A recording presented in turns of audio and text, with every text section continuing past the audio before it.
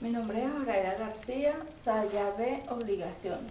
Les voy a hablar sobre los efectos secundarios de las obligaciones. El deudor, como anteriormente lo hemos hablado, el deudor responde con su patrimonio para así cumplir con las obligaciones, obtener que contrae. Este artículo está pautado en el artículo 1864 del Código Civil. Su patrimonio es la garantía del crédito del acreedor. El acreedor tiene una facultad que le confiere el legislador y es un interés, y es un interés legítimo, ya que el legislador lo faculta de derechos y acciones para impedir que el deudor enajene, confiera,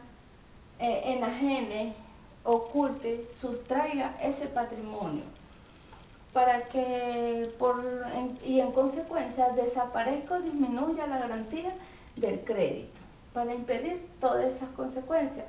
La facultad del acreedor para asegurar su crédito son llamadas, la doctrina las llama como acciones protectoras del crédito, y son tres. Tenemos la acción protectora oblicua, la acción pauliana y la diferencia que existe entre las dos.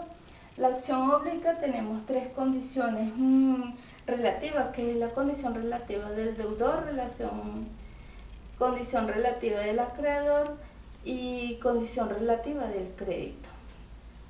De allí surgen unos efectos que encuadran en el artículo 1178. La acción pauliana tiene tres condiciones que son relativas a las partes, relativas al acto y relativas al crédito, y las diferencias que existen entre la pauliana y la oblicua. La clasificación de las obligaciones. Estas obligaciones son condicionales, se encuentra pautado en el artículo 1197.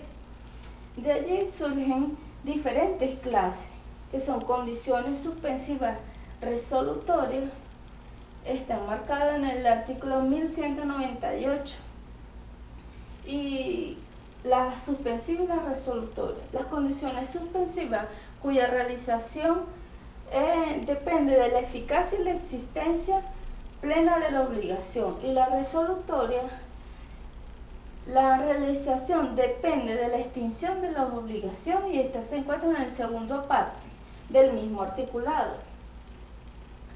Causales potestativas y mixtas, que se encuentra pautada en el artículo 1199. De allí surgen unas condiciones, que es condiciones causal, es cuando el acontecimiento acordado que se colocó como condición no depende de las partes, y la condición potestativa, cuyo cumplimiento sí depende de la voluntad de una de las partes. De allí tenemos una subclasificación de estas dos condiciones, que es la condición puramente potestativa, condición simplemente potestativa, las condiciones mixtas y condición imposible, ilícita e inmoral. De allí surgen los efectos, que estos efectos son, antes que el término de estas se cumpla. Una vez que el término se cumpla, que se encuentra pautado en el artículo 1209, y cuando exista la certeza de que nunca se producirá ese término. Las obligaciones a término, en el artículo 1211, dice que existe un acontecimiento futuro y cierto, de cual depende del cumplimiento o extinción de la obligación. Existen unas clases que son atendiendo a sus efectos, atendiendo a su certeza, atendiendo a la determinación hecho por las partes y atendiendo a su origen. Los efectos antes de cumplirse el término y después de cumplirse el término.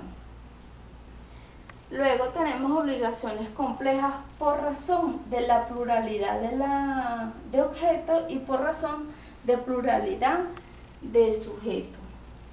Por razón de pluralidad de objetos, esta obligación compleja se divide en obligaciones conjuntivas o conjuntas, obligaciones alternativas y obligaciones facultativas. Y la razón de pluralidad de sujetos, obligaciones mancomunadas, obligaciones solidarias que se subdividen en sujetos de obligación según su origen y obligaciones pecuniarias o obligaciones de valor.